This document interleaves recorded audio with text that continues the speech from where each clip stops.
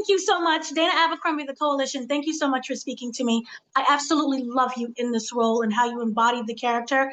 It's like unthink we've never seen before. So I love that. But Thank you. what I want to talk about is, do you feel, or does Early feel, that he is kind of responsible for creating this new version of Yeah. Unique? No, I don't think I'm responsible for it. I mean, I'm responsible in the way that I kept him alive. So that Right. means someone's gonna die. Ultimately, but I think it's it's a person that Early is the type of person that everybody can count on as long as you got the dollars right. Right. You know what I mean? And so I think that Unique is lucky in a way to have Early in his corner.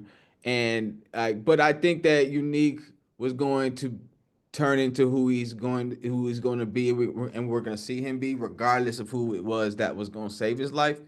But the tips that Early gives him definitely is like helping him, I guess, steering Unique in a direction where people just won't lose their lives unnecessarily, but like he can get the real legitimate answers, you know what I mean, and without rushing the point. So I think it's like, yeah, I guess after I said it out loud earlier, is a little bit responsible, but I think he's really he's trying not to have Unique go crazy, and I don't know how much that's gonna help or not.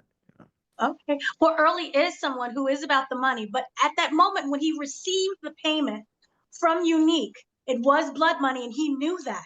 He hesitated. Can you talk about what was going on in his mind and why do you feel he hesitated at first, even though he took the money? Well, because I think there's a little bit of you're doing a deal with a monster. You know what I mean? Like Mhm.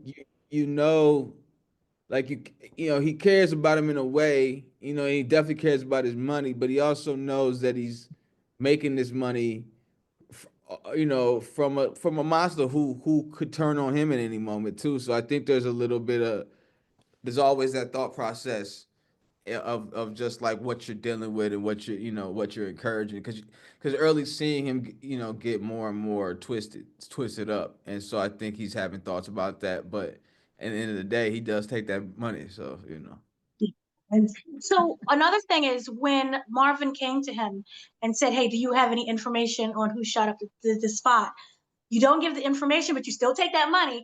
What I'm wondering is, how do you balance knowing what you know and also the threat of Unique? Yeah, I mean, you just gotta keep it compartmentalized. You know what I mean? Like you just deal with it as two separate entities, because that's what the Mhm. business is. The business is to deal with who you deal with without giving too much information to either side, because you're not trying to get in the middle. You're just trying to make the money and just keep things moving. You know what I mean? It's kind of like I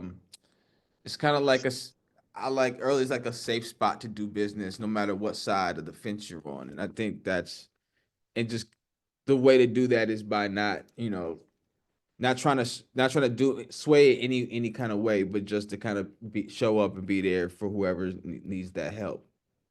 As long as they have the money. Yeah, yeah, yeah. Money got to be there. That's guaranteed.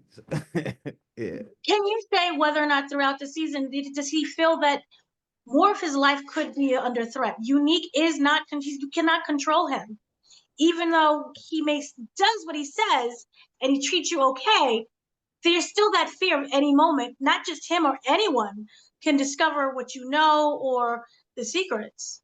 Yeah, I mean, I think that's just what comes with it. I think that's what comes with the life that Early leads, what he's in, is like that threat is always there. But I don't think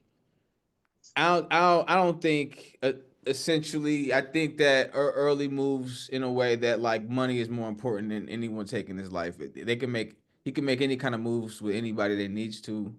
So I don't think that's at the forefront of his mind, but at the same time, this is the power world, so anybody can get it at any time.